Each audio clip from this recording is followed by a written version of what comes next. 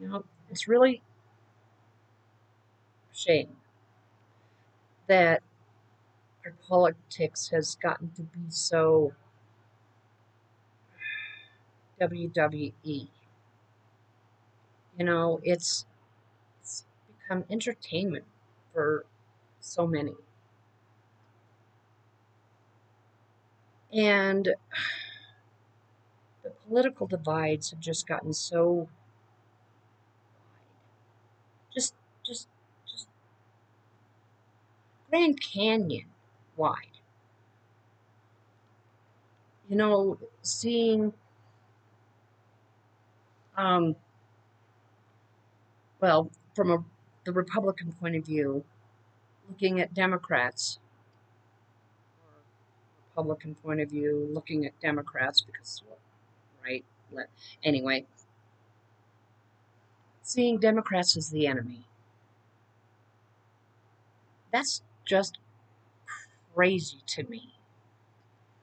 Because when it comes down to it, you remove the labels and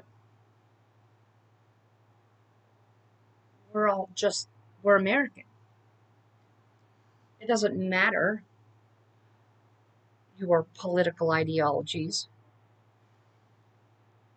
But the truth is that if Republicans would actually take those blinders off for a minute and start reading up on the things that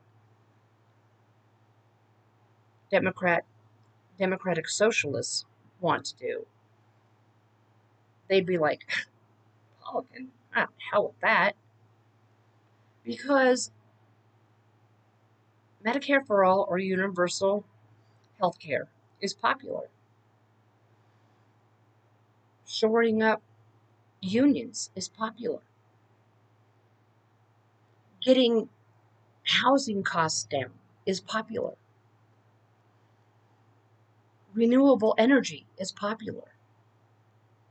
These are popular issues that, if they didn't have the label, they would pass without any problems. But it's more than just a label, it's the money that's in politics. And the political sphere has just gotten crazier ever since the Supreme Court's handing down decision of Citizens United.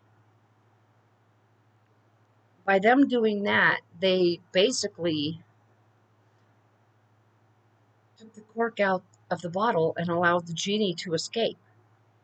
And I'm not talking about 1960, late 60s, I Dream of Jeannie with Barbara Eden. I'm not talking about that because she's nice.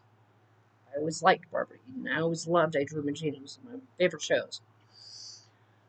But no, I'm talking about a jinn. Okay, and a jinn is what they in the Middle East refer to as basic spirits. They can be unpredictable, they can be evil, and that would be the demonic side. But that is what has happened. They have created a great divide, which we can, and it's happening now, folks. That with a lot of these, with Democrats overperforming, even in off-year elections, special elections, primaries, whatever, and the polling in a generic poll, Democrats are up. By how much, I'm not exactly sure, but they are still more popular right now than Republicans. See, Republicans haven't come up with any platform strategies in years. It's been years. And even back in, I think it was 2020,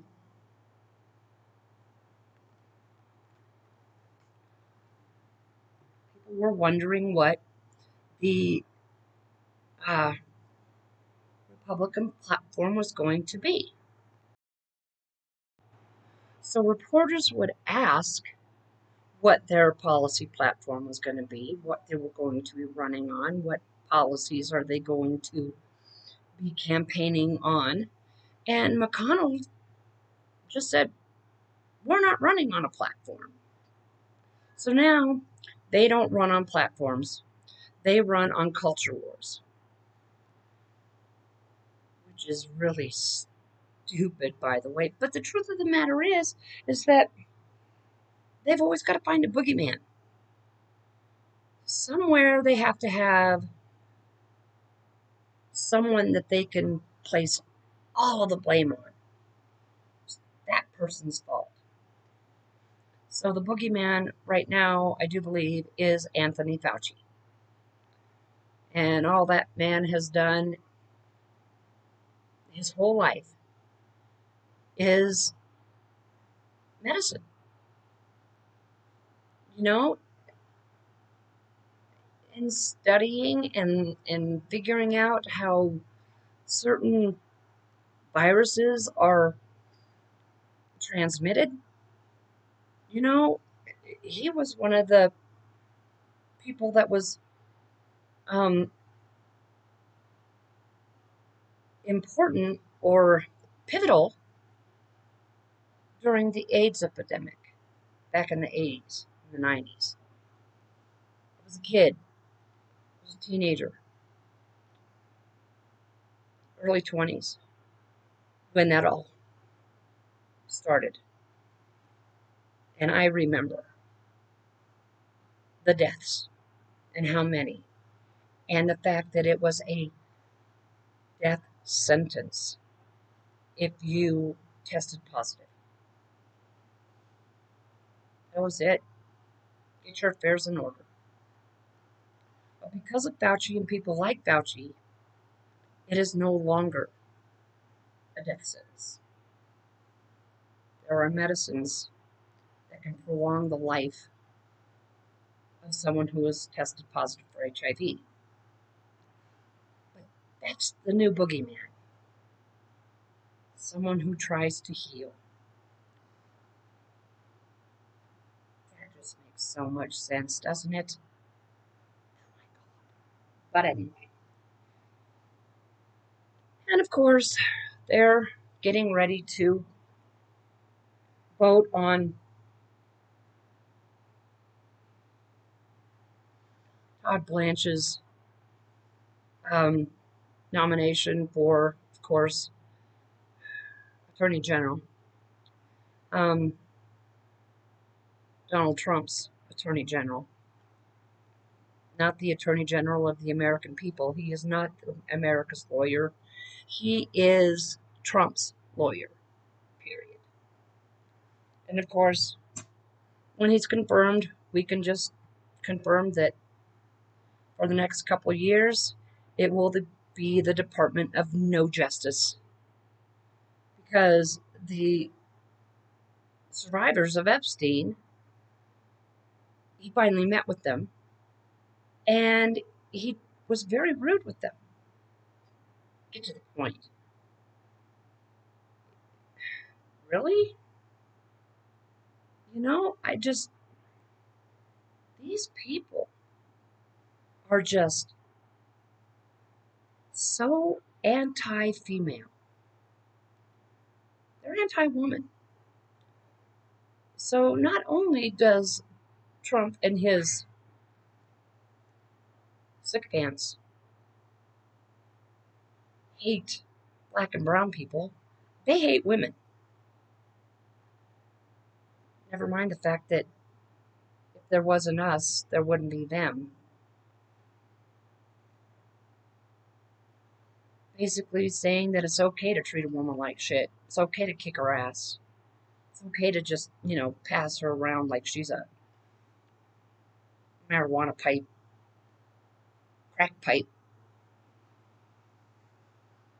But no, these are the kind of guys that other guys are trying to emulate, trying to be like, and Trump being the big alpha male that he's supposed to be, and he's a real tough guy. And really, because I can tell you this, I've probably done more, no, I have done more manual labor than what Trump would ever have nightmares about.